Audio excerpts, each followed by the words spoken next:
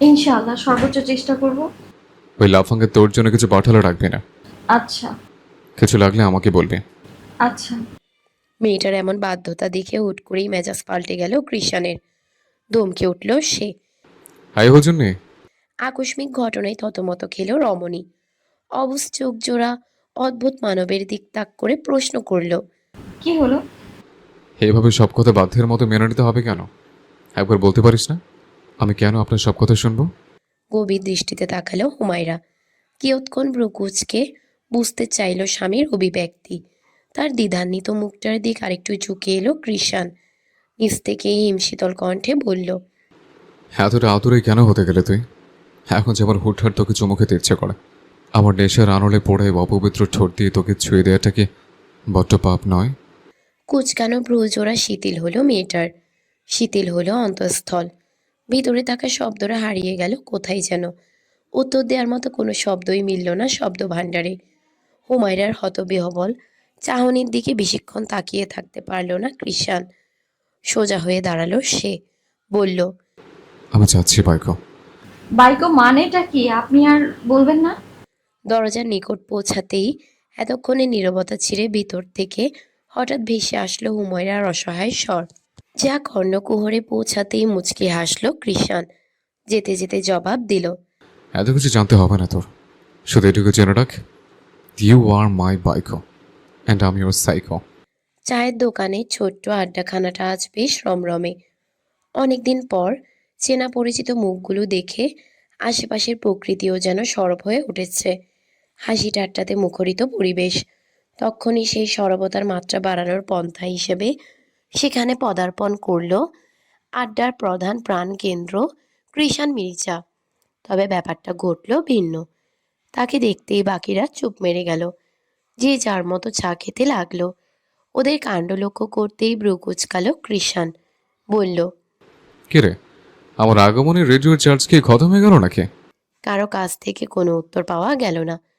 বন্ধুদের এমন নির্বাক ভঙ্গি দেখেই যা বুঝার বুঝে নিল কৃষাণ। ভনিতাহীন গিয়ে বসে পড়ল মাঝখানে। দোকানদারের উদ্দেশ্যে বলল। চাচা, আজকাল কি দিনের বেলাও প্যাচার দেখে মেলে নাকি? ডান বাম সব দিক দিয়ে সত্যি প্যাচাই দেখতে পাচ্ছে। বৃদ্ধের কথায় তীক্ষ্ণ দৃষ্টিতে তার দিকে তাকালো রবি, অভি ও সাইফুল। বলল। চাচা, কাজটা ভালো করতেছো তুমি। তুমি দেখতে পাচ্ছ? কাজের কথা আমার সাথে বলো, আমি উত্তর দিতেছি কোনটা ভালো আর কোনটা খারাপ।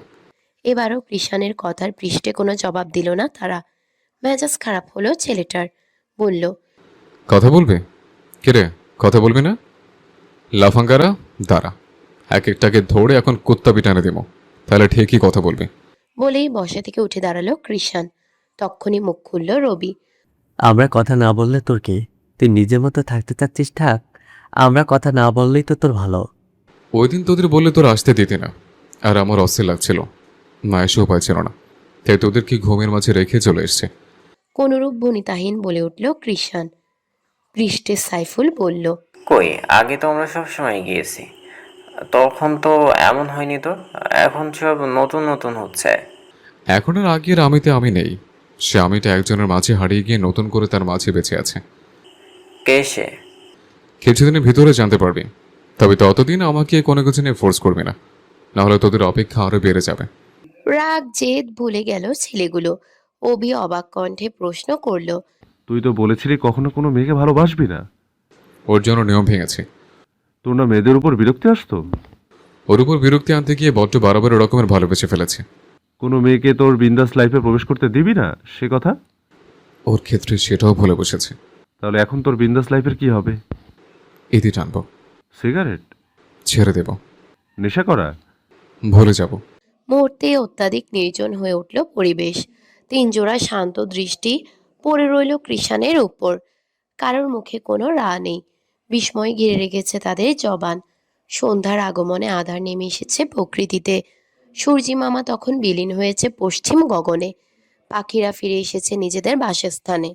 উমরকে নিয়ে বিকেলের দিকে হাঁটতে বেরিয়েছিল আলভি। এই মাত্রই মাগরিবের সালাত আদায় করে বাসায় ফিরেছে দুজনে। রুমে এসে নিজের ক্লান্ত শরীরটা বিছানায় এলিয়ে দিল সে। তক্ষুনি শব্দ করে বেজে উঠল পাশে থাকা ফোনটা। স্ক্রিনে জলজল করে উঠল একটা অচেনা নাম্বার। অনিচ্ছা সত্ত্বেও ফোনটা রিসিভ করলো। সাথে সাথেই ওপাশ থেকে ভেসে আসলো একটি রিনরিনে স্বরের সালাম। আসসালামু আলাইকুম। ওয়ালাইকুম আসসালাম। কে বলছেন? আমি জিনিয়া রহমান। আশা করি আপনার মায়ের থেকে আমার নামটা শুনেছেন। আলভি বাইরে থাকতেই ইয়াসমিন বেগম জিনিয়ার সম্পর্কে জানিয়েছিলেন, এমনকি ছবিও দিয়েছিলেন, তাই চিনতে অসুবিধা হলো না তার। জবাবে বলল, জি। যাক, খুশি হলাম। এখন পয়েন্টে আসা যাক, আপনি কি এই বিয়েতে রাজি? রাজি না হলে নিশ্চয় আপনার বাড়িতে বিয়ের কথা হতো না। কিন্তু আমি এই বিয়েতে রাজি না। ও আচ্ছা, আপনার পরিবারকে বলেছিলেন? তবে তারা আমার কথা শুনছে না, তাই এখন আপনাকে হেল্প করতে হবে। আমি কি হেল্প করতে পারি? আপনি বলবেন যে আপনি আমাকে বিয়ে করতে চান না, তাহলেই। কথা সম্পূর্ণ করতে পারল না রমণী। এর আগেই তাকে থামিয়ে দিয়ে আলভি বলে উঠল, ক্ষমা করবেন, আমি আমার আম্মুর সাথে এই বিয়েতে আগেই কথা বলে ফেলেছি। এখন নতুন করে আবার এসব বলা আমার পক্ষে সম্ভব না। নতুন করে কি? আপনি শুধু গিয়ে বলবেন আপনি অন্য কোথাও বিয়ে করতে চান, আমাকে আপনার পছন্দ না। আপনার কাছে বিষয়টা সহজ মনে হলেও আমার পক্ষে আমার আম্মু আব্বুর পছন্দকে অস্বস্তিকর করা সম্ভব নয়। আপনার এই বিয়েতে প্রবলেম হলে আপনি আপনার পরিবারকে বুঝিয়ে বলুন। মেজাজ খারাপ হলো জিনিয়ার। চড়া গলায় বলল, আরে রাখুন তো আপনার আম্মু আব্বু, আপনাকে কোনোভাবেই বিয়ে করব না আমি। আপনি কি চান, বিয়ের মধ্যে আমি পালিয়ে গিয়ে আপনাদের পরিবারের অসম্মান করি? অসম্মান আমার পরিবারের না, বরং আপনার পরিবারের হবে। আপনার যা ইচ্ছে করতে পারেন। আই ওয়ার্ন ইউ, যদি আপনি আমাকে বিয়ে করেন তো আপনাকে শান্তিতে থাকতে দেব না আমি। আপনাকে সহ আপনার আশেপাশের সবকিছু তছনছ করে ছাড়বো। কটমট করতে করতে বলল জিনিয়া। পরপরই কল কেটে দিল। তার কথাই গ্রাহ্য করল না আলভি। উল্টো অপর পাশের মেয়েটির এরূপ জেদ তার মনে ধরল। চিন্তাহীন নিজের মতো বিশ্রাম নিতে লাগলো সে। ঘড়িতে তখন রাত 10টার কাছাকাছি। কৃষাণ বাড়িতে ফিরে দেখলো হুমায়রা রুমে নেই। পাশের রুম থেকে মেয়েদের কণ্ঠ ভেসে আসছে। সেখানে ইকরা, আরিবা, আয়াত, আলভির মামাতো বোনদের সাথে বসে আছে বোধহয় মেয়েটা। রুমে ঢুকে কিয়ৎক্ষণ অপেক্ষা করলো সে। পরপর হুমায়রাকে আসতে না দেখে দ্বিধাহীন হাঁক চড়ল। হুমায়রা, পাশের রুম হওয়ায় হুমায়রার সতর্ক কানে সেই ডাক একেবারেই পৌঁছে গেল। তৎক্ষণাৎ বসে থেকে উঠে পড়ল সে। ক্রস্ত পায়ে রুম ত্যাগ করতে করতে সকলের উদ্দেশ্যে বলে গেল, আমি আপাতত যাই, আল্লাহ হাফিজ। আয়াত ব্যতীত পৃষ্ঠের সবাই তাকেও আল্লাহ হাফেজ জানালো। মিনিটের অন্তরেই রুমে পৌঁছালো হুমায়রা। কৃষাণের নিকটে গিয়ে আস্তে আস্তে ব্যস্ত গলায় বলল, আপনি কখন এলেন? একটু আগে। খাবার আনবো? না, খাবো না। বাইরে থেকে খেয়ে এসেছেন? না, এমনিতে খেতে ইচ্ছে করছে না। বেরোনোর আগেই তো খেয়ে গেলাম। কিছু একটা বলতে গিয়েও থেমে গেল হুমায়রা। কিছুক্ষণ নীরব থেকে ক্ষীণ স্বরে বলল, আপনার মোবাইলটা একটু দিবেন? কেন? এমনিতেই একটু। প্রতিমধ্যেই কোনরূপ বিরক্তিহীন তার হাতে ফোন ধরিয়ে দিল কৃষাণ। মুচকি হাসলো হুমায়রা। মোবাইল হাতে নিয়ে বসলো স্বামীর বিপরীত পাশে। মনোযোগ দিল নিজের কাজে। কৃষাণের দৃষ্টি পুরোটা সময় তার উপরেই ছিল। হুমায়রাকে টাইপিং করতে দেখে ব্রুকুচকে বলল, কি লিখছিস? ভরকে গেল মেয়েটা। উত্তর দিতে গিয়ে গলাটা খানিক ধরে এলো। কই? মেয়েটার হাবভাব দেখে কপালে গাঢ় ভাঁজ পড়ল কৃষাণের। এগিয়ে এসে ফোনটা কেড়ে নেবে তক্ষুনি বসা থেকে উঠে গেল হুমায়রা। অপ্রত্যাশিত কাণ্ডে কিছুটা থতমত খেলো ছেলেটা। পরক্ষণেই ধূপধাপ পায়ে এগিয়ে গেল হুমায়রার নিকট। তড়িঘড়ি হাতে মোবাইলে কি যেন লিখতে লিখতেই পেছাতে লাগলো মেয়েটা। তা দেখে কৃষাণ শাসিয়ে বলল, এই হুজুর নেই, মার খাবে কিন্তু। কে শুনে কার কথা? মেয়েটা পায়ের গতি আরো বাড়িয়ে দিল। এবার থেমে রইল না কৃষাণও। তাকে পিছনে আসতে দেখে এক প্রকার দৌড় লাগালো হুমায়রা। পেছনে বড় বড় পায়ে ছুটল কৃষাণও। এভাবেই একবার পুরো রুমটাতে ঘুরপাক খেলো দুজনে। এর মাঝেই শোনা গেল কৃষাণের ভারিক্কি স্বর। হুমায়রা, রাখিস না আমায়। মেয়েটা তবুও থামলো না। মোবাইলের দিক তাকিয়েই পা চালাতে লাগলো। তবে বেশি দূর যেতে পারলো না। কিছু দূর যেতেই খপ করে ধরে ফেললো মানুষটা। কিছু বুঝে ওঠার আগেই হাত দুটো মুঠোয় নিয়ে তাকে দেয়ালের সাথে চেপে ধরল। এইটুকু সময়েই চোখ মুখ অস্বাভাবিক হয়ে গেছে ছেলেটার। দেখেই বোঝা যাচ্ছে প্রচণ্ড রেগে আছে। এ বেলায় এসে ভয় হতে লাগলো হুমায়রার। তার ভয়ার্ত মুখ পানে অগ্নিদৃষ্টি নিক্ষেপ করে কিছু বলতে নিচ্ছিল কৃষাণ। তখনই চোখ গেল মোবাইলের স্ক্রিনে। সেখানে গুগলে সার্চ লাইনে লেখা অসম্পূর্ণ বাক্যটুকু পড়তেই রাগ সব ধুলোয় মিশে গেল। বাইক শব্দের অর্থ? শব্দহীন হেসে উঠল কৃষাণ। নিজের শক্ত বাহুবন্ধনের মাঝে চুপসে থাকা স্ত্রীর দিকে পূর্ণ দৃষ্টি নিক্ষেপ করল। কিয়ৎক্ষণ অদ্ভুত দৃষ্টিতে চেয়ে থেকে কানের কাছে মুখ নিয়ে ফিসফিস করে বলল। ইচ্ছে তো করছে তোকে। কথার মাঝেই ফোনটা নিয়ে নিল। পরপর বাক্য অসম্পূর্ণ রেখেই হুমায়রাকে ছেড়ে দূরত্বে চলে এলো। স্বস্তির নিঃশ্বাস ফেলল মেয়েটা। মনে মনে পণ করলো আর কখনো মানুষটার সঙ্গে পাঙ্গা নিতে যাবে না। সকাল সকাল ইয়াসমিন বেগমের মেজাজ তুঙ্গে উঠে আছে, যার পেছনে রয়েছে তার একমাত্র পুত্র কৃষাণ মির্জা। আজকে বাড়ির বড় ছেলে আলভি মির্জার বিয়ে।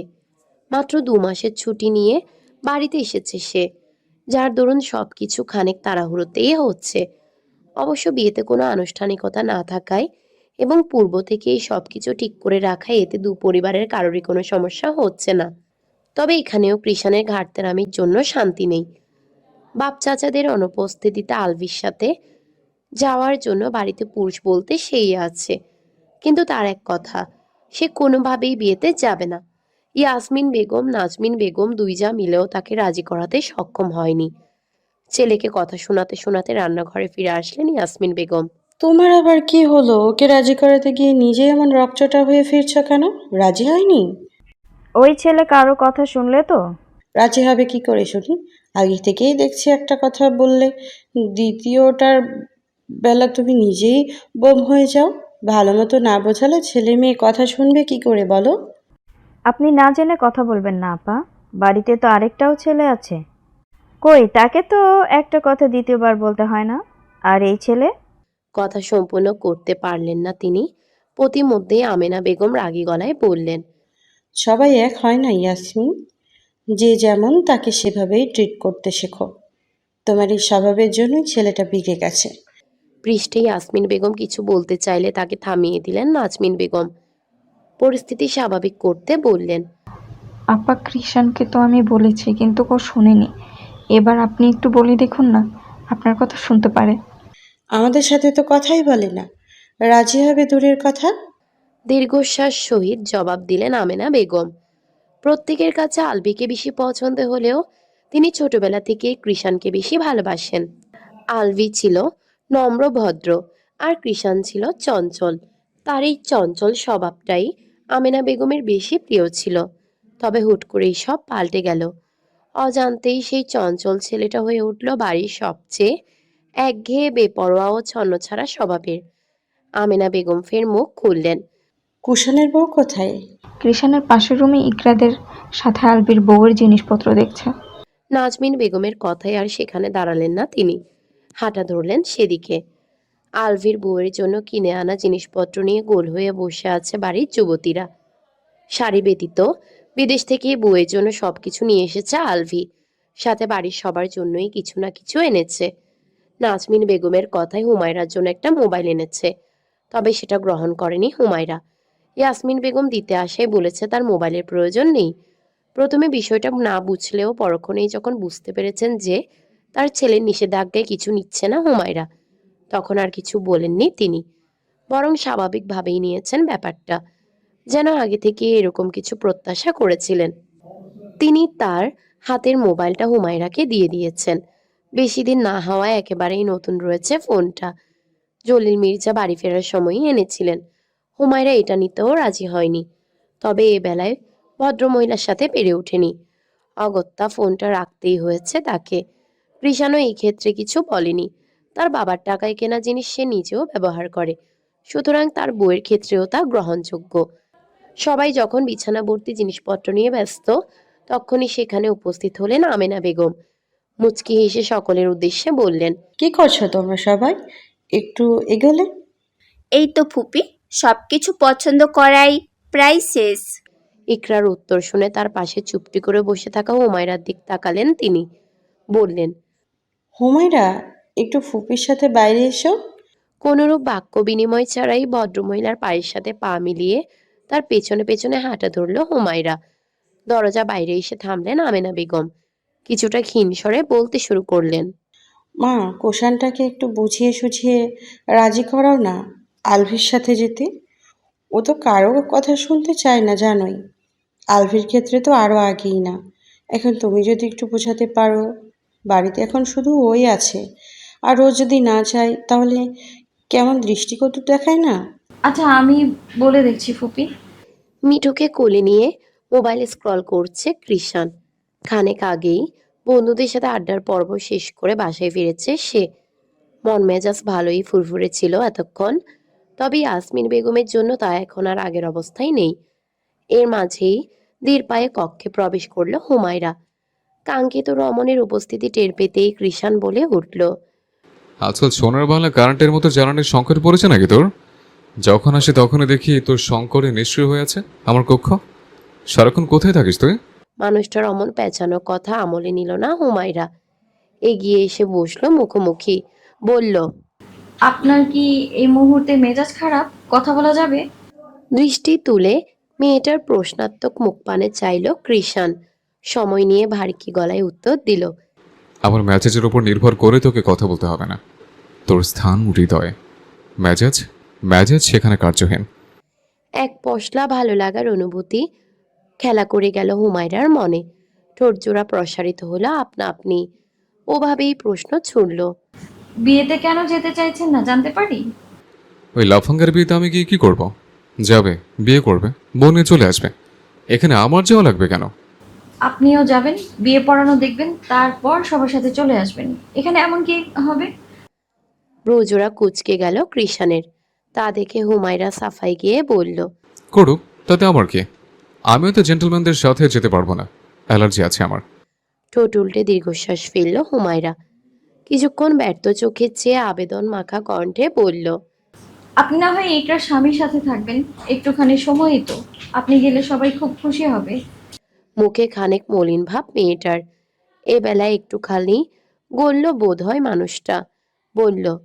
আচ্ছা, যাব, তবে বেশি লেট হলে আমি চলে আসবো। আচ্ছা। মিঠুকে কোলে নিতে নিতে হাসি মুখে প্রতিউত্তর করল হুমায়রা। এর মাঝেই ওয়াশরুমে ঢুকে গেল কৃষাণ। আপনি কিন্তু আজকাল আমার সাথে ঘোর অন্যায় করেছেন ইকরা বিবি। কক্ষে প্রবেশ করা মাত্রই স্বামীর এহেন কথায় ভ্রু কুঞ্চিত হলো ইকরার। এগিয়ে এসে উদ্বিগ্ন কণ্ঠে জিজ্ঞেস করল। কি করলাম? স্বামীকে রুমে ফেলে রেখে সারাক্ষণ বাপের বাড়ি সব কোণে টই টই করে বেড়াচ্ছেন, এর মতো অন্যায় দ্বিতীয়টি আর কি? উমরের থেকে এরকম অভিযোগ মোটেও আশা করেনি ইকরা। কিয়ৎক্ষণ অবাক চোখে স্বামীর পানে তাকিয়ে হেসে ফেলল মেয়েটা। বলল। হাই আল্লাহ, আমার ইমাম সাহেবের সাথে এত বড় অন্যায়টা মোটেও মানা যাচ্ছে না। এর জন্য ইকরা বিবির কঠিন শাস্তি হওয়া উচিত। তা তো বটেই। আপনিই বলুন তাকে কি শাস্তি দেয়া যায়। তবে সাবধান, আমার ইকরা বিবি কিন্তু বড্ড লাজুক। তাকে কঠিন দেওয়ার সাহস করবে না। এবার খানিক শব্দ করেই হেসে ফেলল ইকরা। পরপর বসে পড়ল স্বামীর পাশ ঘেঁষে। এক হাত জড়িয়ে ধরে কাঁধে মাথা রাখলো। ওভাবেই বলল। আপনি এত ভালো কেন ইমাম সাহেব? স্ত্রীর এমন সোজাসাপটা প্রশ্নে মুচকি হাসল উমর। কণ্ঠে রসিকতা মিশিয়ে আফসোসের স্বরে জবাব দিল। এত ভালো হয়ে লাভ কি? আমার ইকরা বিবি তো তার ইমাম সাহেবকে এর জন্য একটু চুমোও খেলো না। কথাগুলো কর্ণকুহরে পৌঁছাতেই লজ্জায় কপোলদ্বয় লালিত হলো ইকরার। ক্ষীণ স্বরে বলল। আপনি দিন দিন বড্ড নির্লজ্জ হয়ে যাচ্ছেন ইমাম সাহেব। আপনার যে লজ্জাই আমাকে লজ্জিত করে তুলছে। এখন কথা না বেরিয়ে লক্ষ্মী বউয়ের মতো একটা চুমো দিন তো। কুণ্ঠিত বদনে কাঁধ থেকে মাথা তুলে স্বামীর পানে তাকালো ইকরা। পরক্ষণেই বাতাসের বেগে এসে ঠোঁট চুয়ালো উমরের গালে। পরপরই পালাতে নিলেই তাকে থামিয়ে দিল উমর। পালানোর সব রাস্তা বন্ধ করে নিজের সাথে মিশিয়ে নিল মেয়েটাকে। অতঃপর ভালোবাসার আলিঙ্গনে আবদ্ধ হলো দুটি দেহ। মিষ্টি পরশের আবর্তনে পূর্ণতার পাতায় সূচিত হলো একটি নতুন অধ্যায়। বারান্দায় বসে কুটি কুটি করে খাবার খাচ্ছে মিঠু। সেদিকে এক ধ্যানে তাকিয়ে আছে হুমায়রা। তক্ষুনি রুমের ভিতরে কৃষানের ডাক ভেসে আসলো। এই হুজুরনি, এদিকে আয়। ধ্যান ভঙ্গ হলো রমণীর। তৎক্ষণাৎ বারান্দা থেকে বেরিয়ে এলো। অমনি স্তব্ধ হয়ে গেল মেয়েটা। কালো শার্ট প্যান্ট পরে সেই পুরাতন স্টাইলেই রেডি হয়ে দাঁড়িয়ে আছে কৃষান। পরনের সবকিছু নতুন হলেও স্টাইল আগেরটাই রয়ে গেছে, কোনোরূপ পরিবর্তন নেই তাতে। যেন বিয়ে বাড়িতে নয়, বরং বন্ধুদের সাথে আড্ডা দিতে যাচ্ছে সে। শার্টের বোতাম লাগাবেন না? খানিক অবাক মিশ্রিত কণ্ঠে প্রশ্ন ছুড়ল হুমায়রা। মেয়েটার এমন প্রতিক্রিয়ায় নিজের দিকে তাকালো কৃষান। খোলা বোতামগুলোর দিকে কিছুক্ষণ চেয়ে রইল, পরপর বড্ড অনীহা নিয়ে বলল, না, প্যারা লাগে এসব। আমি লাগিয়ে দিই। পূর্ণ দৃষ্টি নিক্ষেপ করে মেয়েটাকে খানিক পর্যবেক্ষণ করলো কৃষান। সময় নিয়ে উত্তর করলো, তবে উপরে দুটো খোলা রাখবে, নয়তো গরম লাগবে। সম্মতি পেয়ে দেরি করলো না হুমায়রা। ক্রস্ত পায়ে এগিয়ে এলো মানুষটার নিকট, দাঁড়ালো মুখোমুখি সন্নিকটে। পেল ভাতদয়ের সাহায্যে মিনিটের মধ্যেই সবগুলো বোতাম লাগিয়ে ফেললো। পুরোটা সময় তার কর্মরত সত্তাটাকে খুব নিখুঁতভাবে নিরীক্ষণ করলো কৃষান। এটা খুলে ফেলি। অকস্মাৎ কৃষানের গলায় ঝুলানো চেনটাকে ধরে বলে উঠল হুমায়রা। কথাটা বলতে গিয়ে খানিক ভয় কাজ করেছে মেয়েটার ভিতরে, তবে নিজেকে দমিয়ে রাখেনি। অপ্রত্যাশিত কথাখানা শুনতেই ভ্রুজোড়া কুঁচকে গেল কৃষানের। কণ্ঠ শৃঙ্গে তুলে জানতে চাইল, কেন? কেমন যেন বেমানান লাগছে, ভালো লাগছে না। সংকীর্ণ চোখে চেয়ে জবাব দিল হুমায়রা। নীরব হয়ে উঠল চারিপাশ। কোনো প্রকার সারা শব্দ হলো না উভয় পক্ষ হতে। এরূপ নিস্তব্ধতায় যখন হুমায়রার হৃদয়ের আশারা নিঃশেষ হতে নিবে, তক্ষুনি ঘরময় ধ্বনিত হলো কৃষানের ভরাট স্বর। চকিত দৃষ্টিতে চাইল মেয়েটা। মুহূর্তেই শুকনো মুখে হালকা খুশির ঝলক দেখা গেল। এবার পূর্ণ অধিকার নিয়ে চেনটাতে হাত দিল। চেনটা বেশ বড় হওয়ায় সহজেই মাথার উপর দিয়ে খোলা যায়, তাই আর কষ্ট না করে সহজ পন্থাটাই বেছে নিল হুমায়রা। প্রতিমধ্যেই পড়ল বিপাকে। অসাবধানতায় কৃষানের চুলের সাথে চেইনের হুক আটকে গেছে বোধহয়, যার দরুন চেনটা আসছে না। মেয়েটা বিভ্রান্ত হলো। ফ্লোরে হাঙ্গুলে ভর দিয়ে কৃষানের কাত সমান দেহখানা একটু উঁচু করে চেষ্টা করতে নিবে, তখনই কর্ণগোচর হলো মানুষটার কণ্ঠ। ওয়েট। এক হাত উঁচু করে হুমায়রাকে থামিয়ে দিল সে। পরক্ষণেই মেয়েটাকে হতবিহ্বল করে দিয়ে মাথা নত করে তার কাঁধ বরাবর নেমে এলো কৃষান। অত্যাধিক বিস্ময়ে চোখজোড়া বড় বড় হয়ে গেল হুমায়রার। হচ্চকিত বদনে অনড় হয়ে রইল সে। নে, এবার খোল। কণ্ঠ শুনে স্বাভাবিকতায় ফিরে এলো রমণী। তড়িঘড়ি করে চেইনটা চুল থেকে ছাড়িয়ে নিল। সোজা হয়ে দাঁড়ালো কৃষান। অদ্ভুত স্বরে বলল, নিশ্চয়ই মাদ্রাসা থেকে মানুষ বশ করে দোয়া শিখে এসছিস তুই, নয়তো যে আমি কখনো মেয়েদের দিকে ঘাড় ফিরেও তাকাইনি। সে কৃষাণ মির্জা এখন তোর সামনে স্বাচ্ছন্দ্যে মাথা নত করছে। পৃষ্ঠে বলার মতো কিছু খুঁজে পেল না হুমায়রা। অগত্যা চুপ রইল সে। ততক্ষণে মিররের সামনে নিজেকে আরেকবার পরিপাটি করে নিল কৃষান। ইন করা শার্টের হাতা দুটো গুটানো, এক হাতে বিদেশি ব্র্যান্ডের কালো ঘড়ি ও অপর হাতে ব্রেসলেট। ব্যাস, এটুকুতেই চলবে। সবকিছু ঠিকঠাক দেখে টেবিলে রাখা কালো চশমাটা এবার চোখে লাগিয়ে নিল। বলল, লোক ড্যাশিং, তাই না হুজুরনি? শেষের কথাটা বলে হুমায়রার দিক ফিরল সে। কিছুটা থতমত খেলো মেয়েটা। উত্তর দিতে গিয়ে পড়ল দ্বিধা দ্বন্দ্বে। তা দেখে কৃষাণ নিজ থেকেই বলল, তোকে বলতে হবে না, আমি জানি আমাকে হ্যান্ডসাম লাগছে। মানুষটার কাণ্ড দেখে হেসে ফেলল হুমায়রা। পরক্ষণে এগিয়ে এসে ফু দিল স্বামীর শরীরে। কপালে ভাঁজ পড়ল কৃষাণের। প্রকুচকে প্রশ্ন ছুড়ল, এটা কি করলে? বদনজর থেকে বাঁচার দোয়া পড়ে দিলাম। বিয়ে বাড়িতে কত মেয়ে মানুষ থাকবে, কার নজর কি রূপ আল্লাহ মালুক। এতক্ষণে এসে মুখ খুলল হুমায়রা। এর আগে দোয়া পড়ার কারণেই কিছু বলতে পারেনি।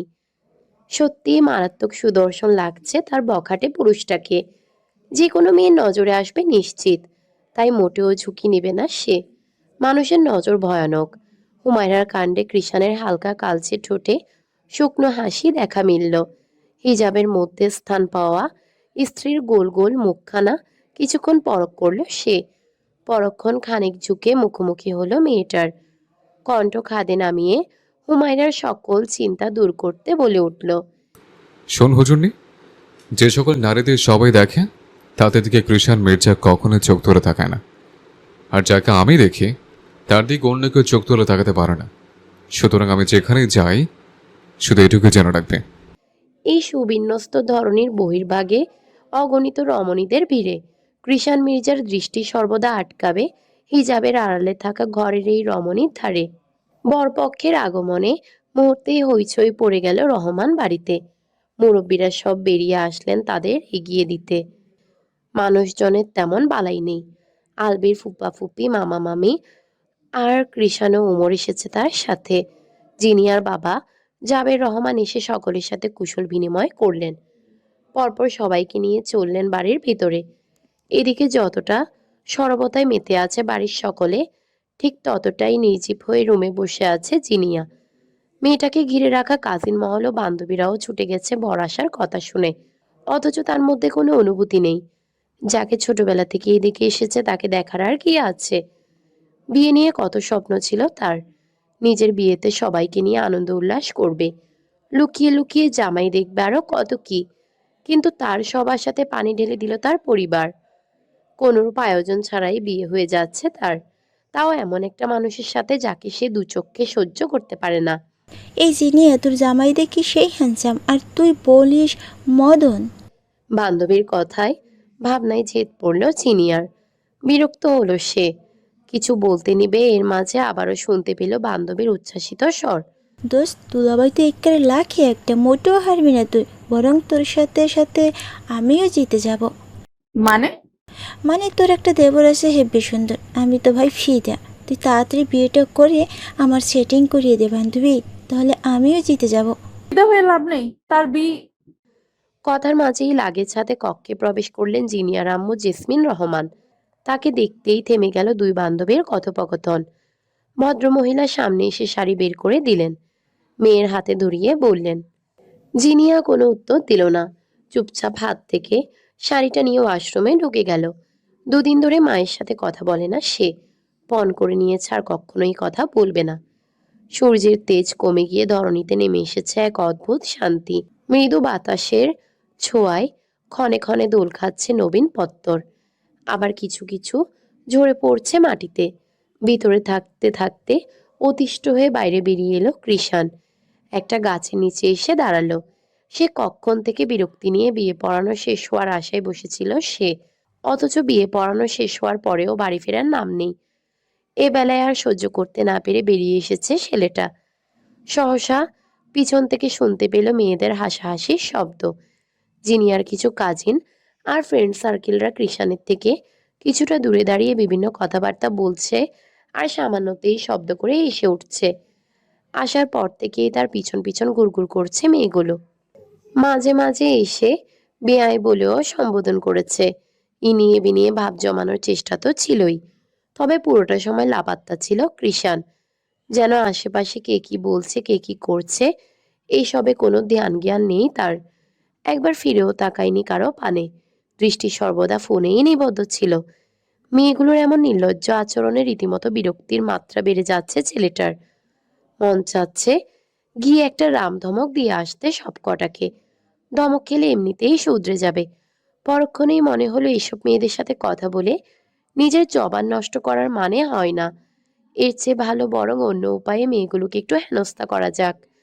ভাবনা অনুযায়ী পকেট থেকে ফোন বের করে কল করলো কৃষাণ। আঙ্গুল চেপে কল লাগালো মায়ের নাম্বারে, যেটা আজ থেকে হুমায়রার কাছেই থাকবে। 3 বার রিং হওয়ার মাথাতে ও পাশ থেকে কল রিসিভ হলো। সাথে বেশি আসলো রিনরিনে কণ্ঠের সালাম। আসসালামু আলাইকুম। চেনা পরিচিত কণ্ঠখানা কর্ণকুহরে পৌঁছাতেই ঠোঁটে হাসি ফুটলো কৃষাণের। খানিক শব্দ করেই জবাব দিল। ওয়ালাইকুম আসসালাম। কৃষাণের কণ্ঠ বোধহয় পৌঁছালো মেয়েগুলোর নিকট। কথাবার্তা বন্ধ করে নির্জীব হয়ে রইল তারা। পূর্ণ মনোনিবেশ করলো যুবকের কথার মধ্যে। হঠাৎ কল করলেন যে, ওই দিক দিয়ে কতটুকু এগুলো সবকিছু? কৃষাণের জবাবের পৃষ্ঠে প্রশ্ন ছুড়ল হুমায়রা। উত্তরে কৃষাণের নিঃশ্বাসের শব্দ ব্যতীত কোনরূপ সারা শব্দ পাওয়া গেল না। ভ্রু কুঁচকে স্ক্রিনের দিকে নজর বুলালো মেয়েটা। কিয়ৎক্ষণ অপেক্ষা করে ডেকে উঠল। শুনছেন? কাঙ্ক্ষিত সম্বোধনে সাড়া পাওয়া গেল মানুষটার। সে মহাবিষ্টের ন্যায় উত্তর করল, Yup, I'm listening to you deeply, Baiko.